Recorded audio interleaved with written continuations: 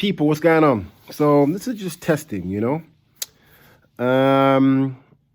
first video, just want to see how it goes. Just want to reflect on some thoughts I've had in regards to this thing which has been bothering me for a while. The way I want to describe it is this kind of moderation culture, this moderation way of thinking, everything in moderation. See, I have some qualms with that, because I feel like in some ways, when it comes to people talking about moderation, in many ways, it can be used as an excuse, an excuse not to be consistent, not to have to work towards a goal, And I feel like sometimes moderation can be confused with convenience. A lot of people use the word moderation, but you got like convenience masquerading as moderation.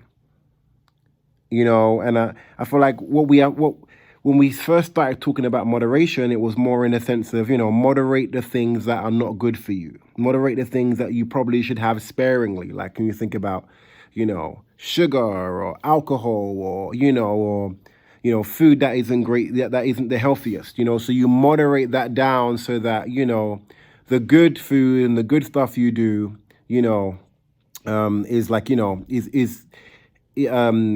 have more of that than the stuff that you probably shouldn't. But then what happens now with moderation is that people try and use moderation in a sense of like moderating good stuff, stuff that we need, stuff that we should do, so it comes to a point where now, instead of, focusing on the negative things sparingly, now the good things, we're actually making an excuse to only do them or have them, sparingly.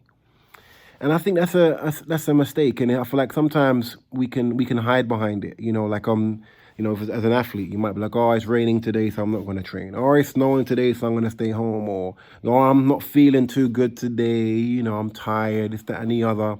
So I'm going to stay home and I got to take care of my body, I got to take care of myself, so I shouldn't overwork myself. I feel like a lot of the time that is used as an excuse. And if not used properly, it will block people out of getting a lot of breakthrough, a lot of success, a lot of growth.